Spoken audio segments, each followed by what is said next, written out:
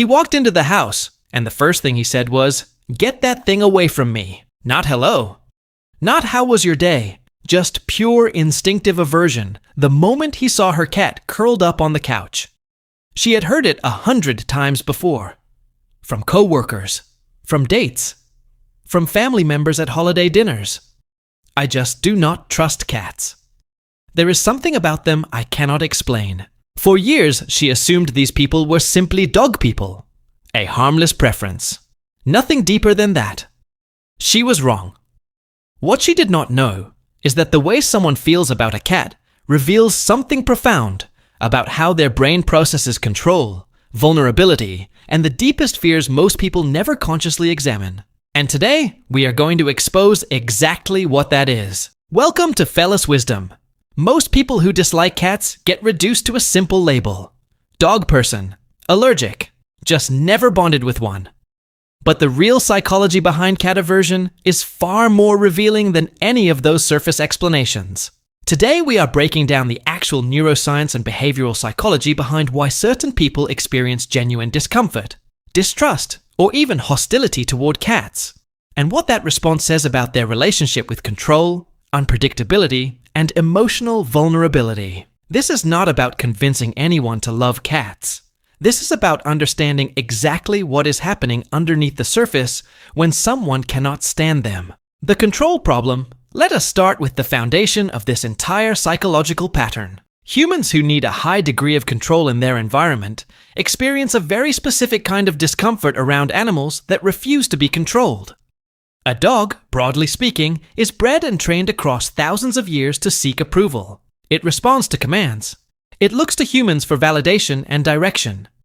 Psychologists describe this as a hierarchy-based relationship. The human leads. The animal follows. A cat operates on an entirely different psychological model. It does not perform obedience. It does not seek approval through submission. It engages on its own terms and disengages just as freely. For someone whose sense of security depends on predictability and control, this is deeply unsettling at a neurological level. The amygdala, your brain's threat detection center, is wired to flag unpredictability as a potential danger signal. A cat's behavior, by its very nature, resists prediction. It will not perform on command. It will not guarantee affection. It exists entirely outside the human need to manage and control its responses. People with a high need for control often describe cats using words like sneaky, unpredictable, or untrustworthy.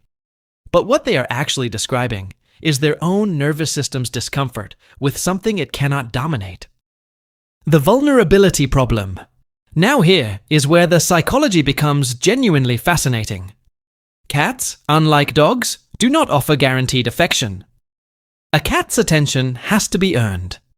It has to be approached correctly, on its terms, with patience and respect for its boundaries. For people who struggle with emotional vulnerability, this creates a very specific kind of discomfort. Psychologists who study attachment patterns have found that individuals with anxious or avoidant attachment styles often experience heightened discomfort around relationships that require patience without guaranteed reciprocity. A dog offers something close to unconditional affection regardless of effort. A cat requires you to be vulnerable, to extend trust without certainty that it will be returned, to accept rejection as a real possibility every single time you reach out. For someone whose early relationships taught them that vulnerability leads to disappointment, a cat becomes an uncomfortable mirror. It reflects back the exact emotional risk that person has spent their life avoiding. This is not a conscious thought process. Nobody looks at a cat and thinks this animal is forcing me to confront my attachment wounds. But the nervous system registers the discomfort instantly, and the brain looks for the nearest available explanation. I just do not like cats. The explanation feels simple. The underlying psychology is not the independence threat. So there is a third layer to this pattern that deserves serious attention. Some people experience genuine discomfort, sometimes bordering on resentment, toward beings who do not need them. A dog's dependency creates a clear and comfortable role. The human is needed. The human matters. The dog's well-being is directly tied to human attention and care. A cat's independence removes that role entirely. It can be content without you. It does not panic when you leave. It does not require constant reassurance of your presence to feel secure. For people whose sense of self-worth is built around being needed, an animal that does not need them in the same way can feel almost like a quiet rejection. This is not about cats specifically. This is about a deeper pattern psychologists call externalized self-worth, where a person's sense of value depends entirely on being indispensable to someone or something else. When that validation is not automatically offered, the response is often discomfort, dismissal, or even hostility directed at the thing that failed to provide it. What this reveals about human nature. Here is the deeper truth underneath everything we have covered so far. The way someone responds to a creature that cannot be controlled, that requires vulnerability without guarantee, and that does not depend on them for its sense of security, reveals an enormous amount about how that person navigates relationships with other humans. People who need control in every interaction often struggle in relationships with independent, self-assured partners. People who avoid vulnerability because of past disappointment often struggle to build deep, reciprocal relationships with anyone who requires patience and trust. People whose self-worth depends on being needed often struggle when relationships shift toward equality rather than dependency. The cat does not change to accommodate any of these patterns. It simply exists, fully itself, regardless of what the human in the room needs it to be. And that, more than anything else, is what so many people who dislike cats are actually reacting to. Not the animal itself, but the discomfort of encountering something that refuses to bend to their psychological needs. What the cat teaches us. There is a lesson buried inside this entire psychological pattern that extends far beyond pets. The relationships in your life that feel the most uncomfortable are often not uncomfortable because something is wrong with them. They are uncomfortable because they refuse to operate according to your control, your need for guaranteed affection, or your need to be indispensable. A cat teaches you, whether you want the lesson or not, that respect has to be earned rather than commanded. That affection freely given is more meaningful than affection guaranteed through dependency. And that your own sense of security cannot be outsourced to whether or not something needs you.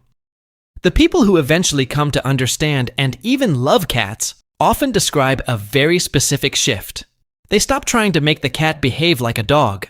They stop requiring constant affirmation. They start appreciating presence on its own terms rather than performance on command. That shift, more than anything else, is a psychological maturation. It is the same shift required to build genuinely healthy relationships with other humans who also refuse to be controlled, who also require vulnerability without guarantee, and who also do not need you in order to value you. So the next time someone tells you they just do not trust cats, listen a little more closely. What they are often describing is not the animal in front of them. It is their own relationship with control, their own fear of vulnerability without certainty, their own need to be needed in order to feel secure. None of this makes someone broken. It makes them human. These patterns exist in all of us to varying degrees, but understanding where that discomfort actually comes from is the first step toward examining whether it is serving you in every part of your life, or only protecting you from something you have never been brave enough to face directly. The cat does not need you to understand any of this. It will be just as fully itself whether you appreciate it or not. That perhaps is the most psychologically advanced lesson it has to offer. If this video gave you a new way of understanding yourself or someone in your life, hit that subscribe button right now. Because this is exactly what Felis wisdom is built for. Drop a comment below and tell me honestly, are you a cat person, a dog person, or did this video just explain something about yourself you never expected? I read every single one.